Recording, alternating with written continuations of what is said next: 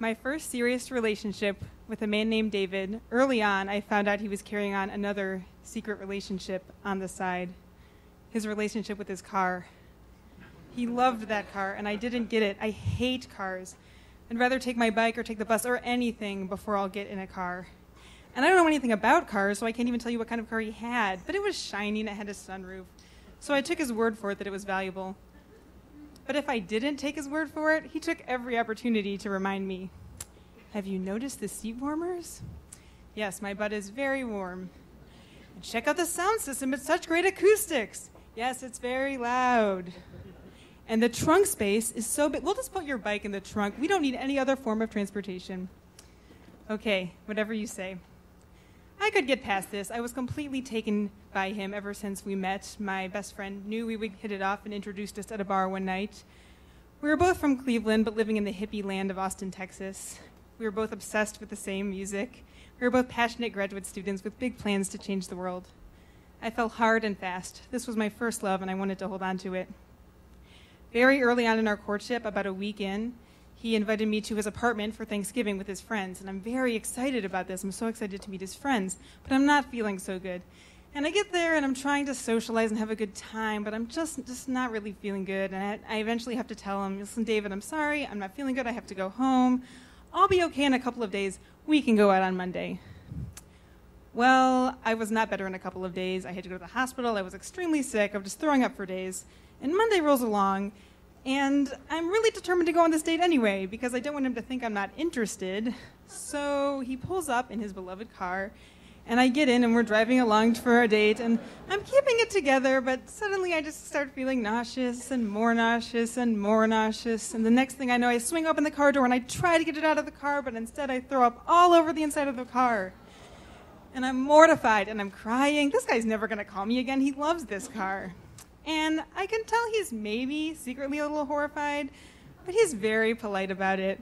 I just want you to feel better. Don't worry about it. I'll take care of it. Takes me home, and despite this incident, we move on with our relationship.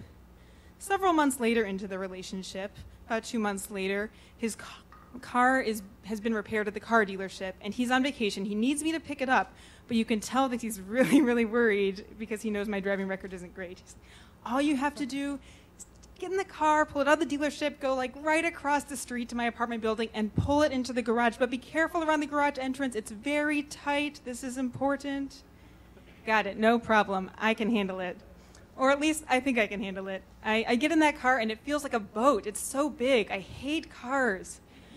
But I know it's important to him, so I try to suck it up and, be confident in my skills. And I'm driving and I pull out of the dealership, and it seems to be going well, and suddenly I hit the curb, bounce off of the curb, screech down the street, and go straight into the garage door, which is exactly what he had told me not to do.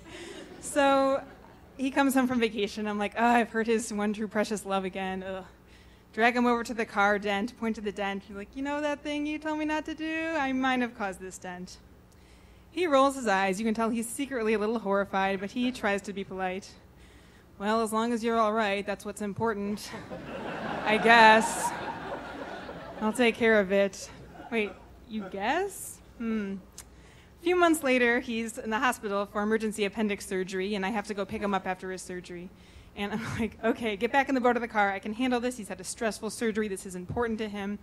I pull into the hospital. I'm like, ready for this. They're wheeling him out of the patient drop-off in a wheelchair. I got this. And suddenly, truly out of the blue, 4 big traffic cones appear, and they're nailed to the ground. And I run over all 4 simultaneously, pushing them flat. And I panic, and I floor it, and they bounce back up and hit the side of the car. How am I even going to explain this?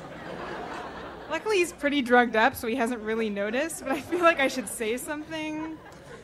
Oh, there's these cones. They came out of nowhere, and I don't really know what happened, but there's 4 more dents, and I might have caused them. He's having a harder time now hiding how horrified he is.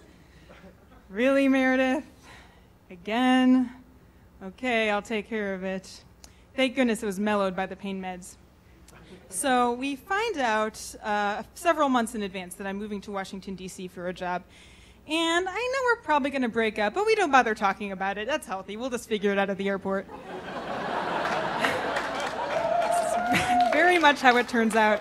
He drives me to the airport on moving day, and we have a heart-wrenching, excruciating breakup in the airport. And I get in the plane, and I'm sobbing, and everyone on the plane is like freaked out by this, and the woman next to me flags down the flight attendant and is like, oh, this woman's afraid to fly or something. Everyone's very uncomfortable because nobody wants to be on a plane with a hysterical person. But lucky for them, the flight hasn't taken off yet, and the plane is canceled. So I get off the plane, and still loudly, publicly sobbing in the airport, I call David, you need to come pick me up because my flight's not till tomorrow. Yeah, right. He does not think this is a good idea. He does not think picking me up to come back to his apartment after we've had this horrible breakup is a wise choice. But I can't go anywhere else looking this hysterical. So he eventually agrees to come pick me up, and we go back to his apartment, and we do what anyone does the night after they've been dumped. We eat pizza and ice cream, we drink beer, and we watch a sad movie. We have this classic breakup night, but we have it together. It's like really as awkward as it sounds. Very uncomfortable.